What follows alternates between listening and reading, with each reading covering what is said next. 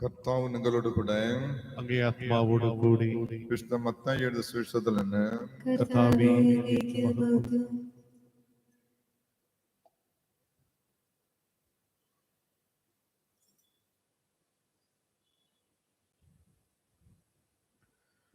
അക്കാലത്ത് യേശു ഒരു സാപത്തിൽ യേശു ഗോതമ്പ് വയലിലൂടെ കടന്നു പോവുകയായിരുന്നു. അവന്റെ ശിഷ്യന്മാർക്ക് അവർ കതിരുകൾ പറിച്ച് തിന്നാൻ തുടങ്ങി. ഫരിസേയർ ഇത് കണ്ടു അവനോട് പറഞ്ഞു, നോക്കൂ, സാപത്തിൽ നിഷിദ്ധമായത് നിന്റെ ശിഷ്യന്മാർ ചെയ്യുന്നു. അവൻ പറഞ്ഞു, വിശന്നപ്പോൾ ദാവീദും അനുചരന്മാരും എന്താണ് ചെയ്തതെന്ന് നിങ്ങൾ വായിച്ചിട്ടില്ലേ? അവൻ ദൈവഭവനത്തിൽ പ്രവേശിച്ച് പുരോഹിതന്മാർക്കല്ലാതെ തനിക്കോ സഹോദരന്മാർക്കോ ഭക്ഷിക്കാൻ അനുവാദമില്ലാത്ത കാഴ്ചയപ്പം ഭക്ഷിച്ചത് എങ്ങനെ? അല്ലെങ്കിൽ സാപത്ത് ദിവസം ദേവാലയത്തിലെ പുരോഹിതന്മാർ സാപത്ത് ലംഘിക്കുകയും അതേസമയം കുറ്റമറ്റവരായിരിക്കുകയും ചെയ്യുന്നത് എങ്ങനെയെന്ന് നിങ്ങൾ നിയമത്തിൽ വായിച്ചിട്ടില്ലേ? എന്നാൽ ഞാൻ നിങ്ങളോട് പറയുന്നു, ദേവാലയത്തെക്കാൾ ശ്രേഷ്ഠമായ ഒന്ന് ഇവിടെ ഉണ്ട്. ബലിയല്ല, കരുണയാണ് ഞാൻ ആഗ്രഹിക്കുന്നത് എന്നതിൻ്റെ അർത്ഥം മനസ്സിലാക്കി ഇരുന്നെങ്കിൽ നിങ്ങൾ നിരപരായരെ കുറ്റം വിധിക്കുമായിരുന്നില്ല. എന്നാൽ മനുഷ്യപുത്രൻ സാപത്തിന്റെയും കർത്താവാണ്. കർത്താവിന്റെ സുവിശേഷം.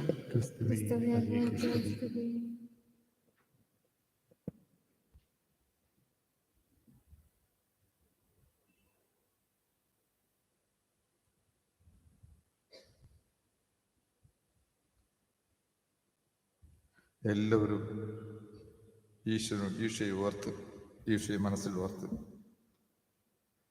നിങ്ങളുടെ കരങ്ങളെ ഈശോയുടെ പക്കലേക്ക് തിരിച്ച് ഗുഡ് ഈവനിങ് ഈശോ എന്ന് പറഞ്ഞു.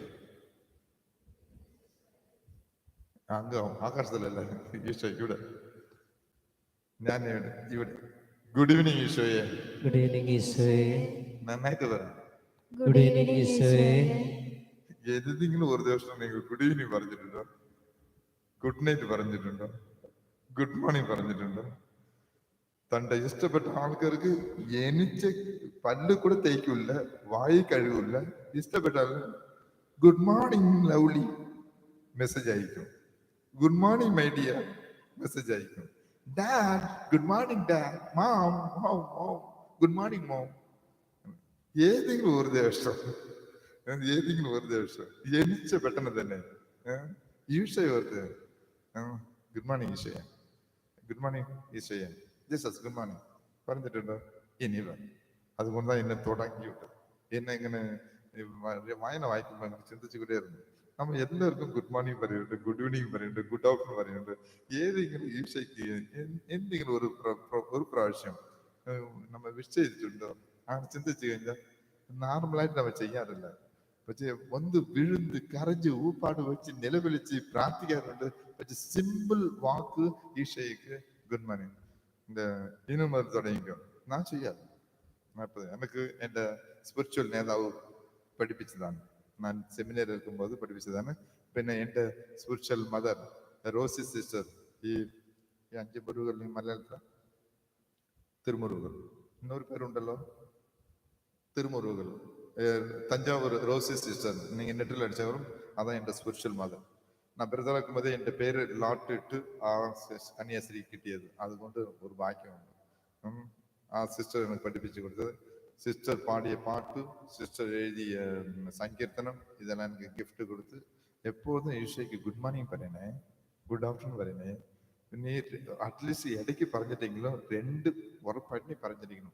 കാലത്ത് എണീക്കുമ്പോൾ ഗുഡ് മോർണിംഗ് പറയുന്നു, നൈറ്റ് കിടന്നു ഗുഡ് നൈറ്റ് ജീസസ് അങ്ങനെ പറയുന്നു. നീ നന്നായിരിപ്പ എന്ന് ആ റോസി സിസ്റ്റർ. நீங்கள் வேளாங்கண்ணி போகும்போது അവിടെ നിർത്തിയാ കാണാം.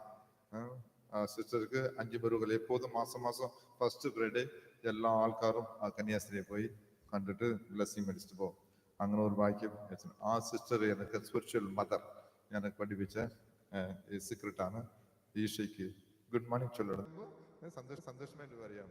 അപ്പോ വീണ്ടും പറയാം, ദുഷ്ടയുടെ ഉപദേശം സ്വീകരിക്കല്ലേ. ദുഷ്ടരുടെ ഉപദേശം സ്വീകരിക്കല്ലേ. അടുത്തത് വീണ്ടും കൈ കൊടുത്ത് പാപിയുടെ വഴിയിൽ വ്യാപരിക്കില്ലേ. പാപികളുടെ വഴിയിൽ വ്യാപരിക്കരുത്. അടുത്തത് പരിഹാസരുടെ പീഠത്തിൽ ഇരിക്കല്ലേ. പീഠത്തിൽ പരിഹാസരുടെ പീഠത്തിൽ ഇരിക്കല്ലേ. പരിഹാസരുടെ പീഠത്തിൽ ഇരിക്കരുത്. അപ്പൊ വീണ്ടും ദുഷ്ടരുടെ ഉപദേശം സ്വീകരിക്കല്ലേ. ദുഷ്ടരുടെ ഉപദേശം സ്വീകരിക്കല്ലേ. പാപിയുടെ വഴിയിൽ വ്യാപരിക്കല്ലേ. പാപികളുടെ വഴിയിൽ വ്യാപരിക്കരുത്. പരിഹാസരുടെ പീഠത്തിൽ ഇരിക്കല്ലേ. പരിഹാസികളുടെ പീഠത്തിൽ ഇരിക്കരുത്.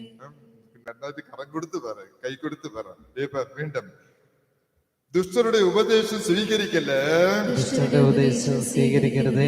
പാപിയുടെ വഴിയിൽ വ്യാപരിക്കല്ലേ. പാപികളുടെ വഴിയിൽ വ്യാപരിക്കരുത്. പരിഹാസരുടെ പീഠത്തിൽ ഇരിക്കല്ലേ. പരിഹാസികളുടെ പീഠത്തിൽ ഇരിക്കരുത്. അപ്പൊ യാരുടെ ഉപദേശം കേൾക്കണം? അങ്ങനെയാണെങ്കിൽ യാരുടെ വഴിയിൽ നടക്കണം? അങ്ങനെ യാരുടെ പീഠത്തിൽ ഇരിക്കണം? വെള്ളത്തിൻ്റെ തലയിലാണ് ക്രിസ്ത്യാനി എല്ലാവരും ഫെയിലായി. ഉച്ചത്തിൽ പറ. ഈശോ വീണ്ടും കൈ കൊടുത്ത് പറ. ഈശോയുടെ ഉപദേശം സ്വീകരിക്കണമേ. ഈശോയുടെ ഉപദേശം സ്വീകരിക്കണമേ. ഈശോയുടെ വഴിയിൽ വ്യാപരിക്കണമേ. ഈശ്വരനുടെ പീഠത്തിൽ ഇരിക്കണമേ. ഈശോയുടെ പീഠത്തിൽ ഇരിക്കണമേ. അപ്പൊ യാരുടെ പീഠത്തിൽ ഇരിക്കാൻ പാടില്ല? പരിഹസിക്കുന്ന, ഈ ലോകത്തിൽ തൊട്ടടുത്ത് നിൽക്കുന്ന നിന്റെ കുടുംബത്തിൽ ഇരിക്കുന്ന, ചില സമയങ്ങളിൽ നിന്റെ പപ്പായ നിന്നെ പരിഹസിക്കും, നിന്റെ മമ്മി നിന്നെ പരിഹസിക്കും. ചില ഇപ്പൊ കൈവിട്ടേക്കും. ഇതാ ചാൻസ് കണ്ടിട്ട് മഴ വേറെ പെയ്യുന്നുണ്ടല്ലോ, അതുകൊണ്ട് ചൂട് കിട്ടണം, അതുകൊണ്ട് ഇറുക്കി പിടിച്ചിട്ട് ഇങ്ങനെ ഇരിക്കുക, ഇറുക്കി പിടിച്ചിട്ട് ഇങ്ങനെ ഇരിക്കുക. മഴ പെയ്യുന്നത് കൊണ്ട് ഒരു ചൂടുണ്ട്. കുഞ്ഞു വയസ്സിലെ മമ്മിയുടെ മടിയിലെ കിടക്കുമ്പോ ഒരു അനലുണ്ട്, ഒരു തണലുണ്ട്, ഒരു ചൂടുണ്ട്, അതെല്ലാം ഒരു സുഖം. അതുപോലെ ഇങ്ങനെ ഇരിക്കുക. നല്ലത്. ഇപ്പൊ അടുത്ത ചാൻസ് വരുമ്പോ വീണ്ടും പിടിക്കാൻ ഞാൻ സമയം തരാം. അപ്പൊ സ്വന്തം അമ്മ, സ്വന്തം മമ്മിയുടെ ഉപദേശം ചില സമയങ്ങളിൽ നമുക്ക് നഷ്ടത്തെ കൊണ്ടുവരും. നിങ്ങൾ ചിന്തിക്കും, ചില മമ്മി ചില പപ്പ പറയുമ്പോ അത് ഉപദേശം പോലെ തോന്നും. ഈ വക്രബുദ്ധി ഉള്ള കുറുക്കം ബുദ്ധി ഉള്ള മമ്മിമാരും ഉണ്ട്, പപ്പമാരും ഉണ്ട്. ഇതുപോലെ മമ്മിയും പപ്പയും മക്കൾക്ക് ഉപദേശം നൽകിയാൽ അത് മക്കൾ നശിച്ചു പോകും. ஏன்னா நசிச்சு പോകുന്ന രീതിക്ക് ഉപദേശം കൊടുത്തുകൊണ്ടിരിക്കുന്ന പപ്പയാണ് മമ്മിയാണ്. ഇങ്ങനെ ലോകത്തിലുണ്ട്. അച്ഛൻ ഇങ്ങനെ പറയല്ലേ, നാളെ നല്ല മമ്മിയാണ് നല്ല പപ്പയാണ്. ഓക്കെ, അങ്ങനെയാണെങ്കിൽ well and good. God bless you, God bless you, God bless you. ഇങ്ങനെയുള്ള മമ്മിയും ഇവിടെ ഉണ്ട്. അതൊക്കെ നാം ഉദാഹരണം പറയാം. അടുത്തത് മമ്മി, ഞാൻ പലവട്ടം പറഞ്ഞിട്ടുണ്ട്, മമ്മി 8 അടി ചാടിയാൽ മവൾ 16 അടി ചാടും. അപ്പൻ 16 അടി ചാടിയാൽ മവൻ 32 അടി ചാടും. അപ്പോ മമ്മിയുടെ വഴിയിൽ നടക്കണമെങ്കിൽ മമ്മി നല്ല മമ്മിയായിട്ടിരിക്കണം, പപ്പ നല്ല പപ്പയായിട്ടിരിക്കണം. അപ്പൊ വഴി നല്ലതായിട്ടിരിക്കണം. അപ്പോ എല്ലാം കാരണം കാണിക്കുന്നത് മോൾത്തട്ടിലുള്ള ആൾക്കാരെ കാരണം കാണിക്കാൻ പറ്റുള്ളൂ. താഴ്ത്തട്ടിലുള്ള കീഴെയുള്ള താഴ്ത്തട്ടിലുള്ള മക്കള് കുറ്റം പറഞ്ഞിട്ട് കാര്യമില്ല, കുറ്റപ്പറച്ചിട്ട് കാര്യമില്ല, ഉപദേശിച്ചിട്ട് കാര്യമല്ല. മുകളിലിരുന്ന ആൾക്കാരെ ഉപദേശിക്കുന്നു. അതാ പ്രത്യേകം ഇപ്പൊ ഈ കാലഘട്ടത്തിൽ മുകളിലുള്ള ആൾക്കാരെ ഒത്തിരി ഉപദേശിക്കുന്നു. അടുത്തത് പരിഹസിക്കുന്ന ആറ്റിറ്റ്യൂഡും വലിയ ആൾക്കാർക്കും ഉണ്ട്. അപ്പോ ഈ മൂന്ന് ആറ്റിറ്റ്യൂഡ് പ്രത്യേകം നമ്മൾ മാറ്റണം. ഇതിലുള്ള മനസ്സ് ഓരോ വ്യക്തിക്കും ഉണ്ടാകണം. അതിക്ക് മാതൃകയായിട്ട് നിൽക്കുന്നത് 2 പേരുണ്ട്. ഒന്ന് ഈശോ, 2 മാതാവ്. ഈ 2 പേരും മാതൃകയായിട്ട് നമ്മൾ എടുത്തു കഴിഞ്ഞാൽ തീർച്ചയായിട്ടും ഉപദേശം നന്നായിരിക്കും, നടക്കുന്ന വഴിയും നന്നായിരിക്കും, ഇരിക്കുന്ന പീഠമും നന്നായിരിക്കും. അപ്പൊ 3 തട്ടിലിരിക്കുന്ന മൂന്ന് രീതിക്കും മൂന്ന് അടയാളവും നമുക്ക് നന്നായിട്ട് ഇരിക്കും.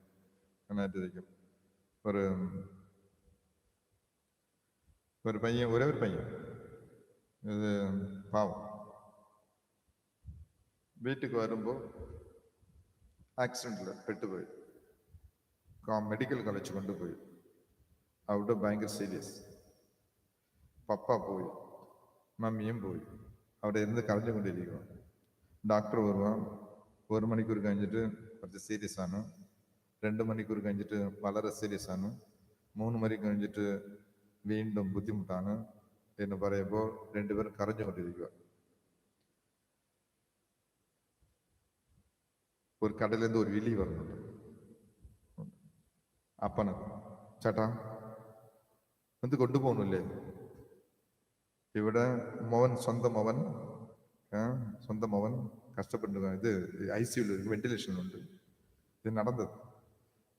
കടയിലേന്ന് ഒരു ചേട്ടൻ വിളിക്കുക, ചേട്ടാ வந்து கொண்டு போகணும்ல, இந்த கொலை பப்பா ஏன்னா எங்க மாமா ICU ഉണ്ട്, പോന്നു കെട്ടായി. 1 മണിക്കൂർ കഴിഞ്ഞിട്ട് വീണ്ടും ആ കടക്കാരൻ, ചേട്ടാ வந்து கொண்டு போகணும்ல, നിങ്ങൾ ആരാണ്, പോന്നു പോയി. കടക്കാരൻ ഫോൺ വെച്ചു. 3 മണിക്കൂർ കഴിഞ്ഞ് വീണ്ടും ഈ കടക്കാരൻ ഫോൺ വിളിച്ചു, ചേട്ടാ കൊണ്ടുപോകുന്നല്ലേ, നീ പറഞ്ഞ മനസ്സിലായോ, പോണ വയ്യ. അങ്ങനെ വീണ്ടും അപ്പൻ ദേഷ്യപ്പെട്ടു. 6 മണിക്കൂർ കഴിഞ്ഞ് മാവ് മരിച്ചുപോയി. വീട്ടിൽ കൊണ്ടുവന്നു. ഈ മാവ് മരിച്ചത് കടക്കാരൻ കരഞ്ഞുകൂടാ. വീണ്ടും ഫോൺ വിളിക്കാം, ചേട്ടാ ദയവ് ചെയ്ത് ഓർഡർ ചെയ്ത് കൊണ്ടുപോകണേ. എന്താണ് ഓർഡർ ചെയ്ത്, പോണ വയ്യ. വീണ്ടും ദേഷ്യപ്പെട്ട് സംസാരിച്ചു. ഇങ്ങനെ അടക്കം നടന്നുകൊണ്ടിരിക്കണം. അടക്കം കഴിഞ്ഞിട്ട്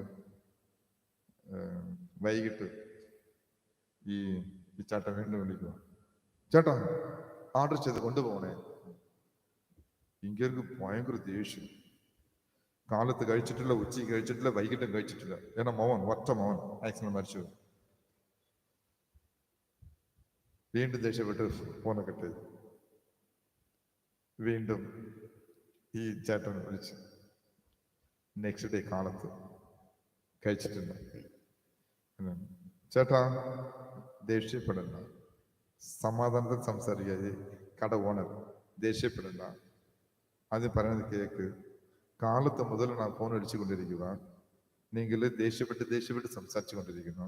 ദയവ് ചെയ്ത് ദേഷ്യപ്പെടല്ലേ, ദയവ് ചെയ്ത് ദേഷ്യപ്പെടല്ലേ എന്ന് പറഞ്ഞപ്പോൾ ആ സഹോദരൻ, മകനെ നഷ്ടപ്പെട്ടു പോയ സഹോദരൻ, ആ അപ്പ, നിങ്ങൾ ഇന്നലെ കാലത്ത് കഴിച്ചിട്ടില്ല, ഉച്ചയ്ക്ക് കഴിച്ചിട്ടില്ല, വൈകിട്ടും കഴിച്ചിട്ടില്ല. ദയവ് ചെയ്ത് ഇങ്ങോട്ട് വരണേ, കടയ്ക്ക് വരണേ. நான் പറഞ്ഞ நீ நெட்டிப்போம். நீங்கள் அந்த கஷ்டப்பாடுல நீங்கள் എന്ത് ചെയ്തത് എന്ന് നിങ്ങൾ തന്നെ മറന്നുപോയി. തലേദിവസം ഈ ഒറ്റ മോനുക്ക് വേണ്ടി ഭാര്യാഭർത്താവ് 2 പേരും പോയിട്ട് ബർത്ത്ഡേക്ക് വേണ്ടി കേക്ക് ഓർഡർ ചെയ്തു. ബർത്ത്ഡേ കേക്ക് ഓർഡർ ചെയ്തിട്ട് വീട്ടിൽ വന്ന് അത് മറന്നുപോയി. ഈ ഒറ്റ മോനുക്ക് ജന്മദിനം ആഘോഷിക്കണം എന്ന് ആഗ്രഹിച്ച് പപ്പയും മമ്മയും കേക്ക് ഓർഡർ ചെയ്ത് ഇവൻ വരവില്ല, കോളേജ് പോയിട്ട് വരുന്ന വഴിയില് ആക്സിഡന്റ് ആയി മരിച്ചുപോയി. പക്ഷേ കാലത്തും കഴിക്കാത്തത്, ഉച്ചയ്ക്കും കഴിക്കാത്തത്, വൈകിട്ടും കഴിക്കാതെ, നെക്സ്റ്റ് ഡേ കാലത്തും കഴിക്കാതെ இந்த വാച്ചേട്ടാ എന്ന് പറഞ്ഞ് അന്ന് കേക്ക് എടുത്ത് കൊടുത്ത്, നിങ്ങൾ കഴിച്ചിട്ടില്ല, അറ്റ്ലീസ്റ്റ് ഒരു പീസ് നിന്റെ മകനുക്ക് ഓർഡർ ചെയ്ത ആ കേക്കില് ഒരു പീസ് കഴിക്കച്ചേട്ടാ എന്ന് ഒരു പീസ് വെട്ടി അപ്പനുക്ക് കൊടുത്തു. അപ്പനുക്ക് ഭയങ്കരം. സ്വന്തങ്ങൾ ഒരു വാക്ക് ചോദിച്ചിട്ടില്ല, ബന്ധങ്ങൾ ഒരു വാക്ക് ചോദിച്ചിട്ടില്ല. കൂടെ ജനിച്ച മക്കളെ സ്വന്തം, അവനക്ക് ഒരേ ഒരു മകൻ, എന്താ ചേട്ട അണിയാണ്, ആ മക്കൾ ചോദിച്ചിട്ടില്ല. കൂടെ വന്ന ആൾക്കാർ ഒന്നും ചോദിച്ചിട്ടില്ല. ഈ ചേട്ട കടക്കാരൻ കാലത്ത് വിളിക്കുക, ഉച്ചയ്ക്ക് വിളിക്കുക, വൈകിട്ട് വിളിക്കുക, നൈറ്റ് വിളിക്കുക, വീണ്ടും നെക്സ്റ്റ് ഡേ വിളിച്ച് കടയ്ക്ക് 2 പേരെയും വരുവച്ച് இன்னொரு கேக்கு இன்னொரு பீஸ் கூட കഴിക്കണേ എന്ന് പറഞ്ഞപ്പോ ആ സഹോദരനും സഹോദരിയും അവൻ ഒത്തിരി സങ്കടമുണ്ട്, കഷ്ടപ്പാടുണ്ട്. അതോടെ വീണ്ടും ഒരു കേക്ക് മേടിച്ച് കഴിക്കുക. ഡീൽ, മനുഷ്യത്വത്തിന്റെ ഡീൽ. കഷ്ടപ്പാട്, സ്വന്തം മകൻ നഷ്ടപ്പെട്ടു പോയ ഒരു അന്തരീക്ഷം അടയാണ്. പക്ഷെ ഈ കടക്കാരൻ ആ രണ്ടുപേരും ഡീൽ, ഒരു കേക്ക് കൂടെ കഴിക്കണേ എന്ന് പറയുമ്പോൾ ആ സഹോദരൻ വീണ്ടും ഒരു പീസും കൂടെ കഴിച്ചു. ഈ കടക്കാരനുடைய അടയാളം ഒരുപാട് നഷ്ടപ്പെട്ടു പോയ അന്തരീക്ഷത്തിൽ കഷ്ടപ്പെട്ടുകൊണ്ടിരിക്കുന്ന ഈ അപ്പനുടെ അവസ്ഥ, മമ്മിയുടെ അവസ്ഥ രണ്ടും രണ്ട് രീതിയാണ്. ഇവൻ പോണ ഞാൻ പറയുമ്പോൾ ദേഷ്യപ്പെടാം, പക്ഷെ ദേഷ്യപ്പെട്ടില്ല. പ്ലീസ് കേക്കനെ ആ ഉപദേശം, ആ വഴി, അവൻ ഇരിക്കുന്ന വീട്, അവൻ ഇരിക്കുന്ന ആ ഉപദേശം ഈശോയുടെ ഉപദേശമാണ്. അവൻ നടക്കുന്ന വഴി ഈശോയുടെ വഴിയാണ്. അവൻ ഇരിക്കുന്ന പീഠം ഈശോയുടെ പീഠമാണ്. സാധാരണ കടക്കാരനാണ്, പക്ഷേ അവൻ ഈശോയുടെ ഉപദേശം സ്വന്തമാക്കിയത് കൊണ്ട് അത് ആക്ച്വല അരുണ ബാങ്ക്, ഇവിടെ അരുണ ബേക്കറി കോയമ്പത്തൂർ സ്വന്തമാക്കിയത് കൊണ്ട് അത് ക്രിസ്ത്യൻ ബേക്കറിയാണ്. അവൻ എടുത്ത് ചാടി സംസാരിച്ചിട്ടില്ല. അവൻ ഈശോയുടെ ഉപദേശം സ്വന്തമാക്കിയത് കൊണ്ട് പ്ലീസ് ദയവ് ചെയ്ത് കേൾക്കണേ എന്നുള്ള വാക്ക് വരുന്നുണ്ട്. അതുകൊണ്ട് കേൾക്കാൻ മനസ്സ് നഷ്ടപ്പെട്ടു പോയ അപ്പനക്ക് ആ മനസ്സ് വരുന്നുണ്ട്.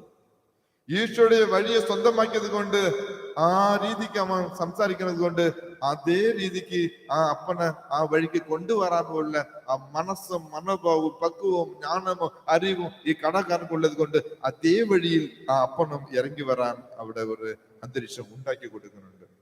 ഈശ്വരുടെ പീഠത്തിൽ ഇവൻ നിലനിൽക്കുന്നത് കൊണ്ട്, ഈശ്വരുടെ പീഠത്തിൽ ഈ കടകൻ ഇരിക്കുന്നത് കൊണ്ട് അതേ പീഠത്തിൽ നഷ്ടപ്പെട്ടു പോയ ആ അപ്പനെയും മമ്മിയും ആ പീഠത്തിൽ ഇരിക്കാനുള്ള ഒരു അടയാളത്തെ ഉണ്ടാക്കിയെടുക്കുന്നുണ്ട് ഈ കടക്കാരൻ. സ്നേഹമുള്ളവരെ, ഇതേപോലെ ഓരോരു കുടുംബവും ஒவ்வொரு ദിവസവും അനുഭവിക്കുന്ന യഥാർത്ഥങ്ങളാണ്. ചില കുടുംബങ്ങളിൽ പപ്പ മരിക്കും, ചില കുടുംബങ്ങളിൽ മമ്മി മരിക്കും, ചില കുടുംബങ്ങളിൽ ഒറ്റ മകൻ മരിക്കും, ചില കുടുംബം ഒരു മകൾ ഉണ്ടാവും, ആ ഒരു മകൻ മരിച്ചു പോകും.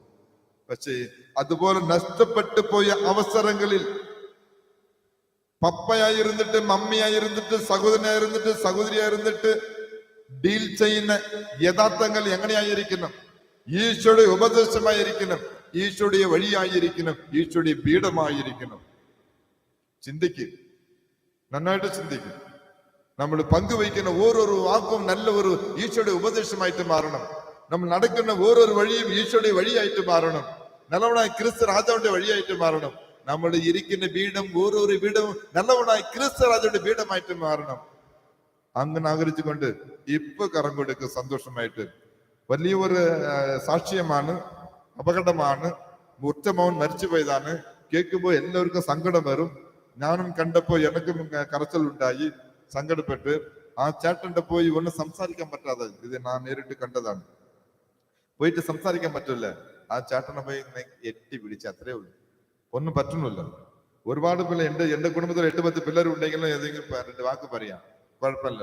പക്ഷെ ഒറ്റമവൻ ഈശോ പോലെ ഒരേ ഒരു മവൻ, ആ ഒരു മവനും നഷ്ടപ്പെട്ടു പോകുമ്പോൾ ഒന്നും പറയാൻ പറ്റില്ല. ഞാൻ പോയിട്ട് അച്ഛനകത്തിട്ട് ഒന്നും പറഞ്ഞിട്ട് കാര്യമില്ല, ഉപദേശം വെച്ചിട്ട് പറഞ്ഞിട്ട് കാര്യമില്ല. ആനെ കെട്ടി പിടിച്ച് ആ കറുത്ത് പിടിച്ച് അങ്ങനെ ആശ്വാസം, അങ്ങനെ ചെയ്യാൻ പറ്റുള്ളൂ.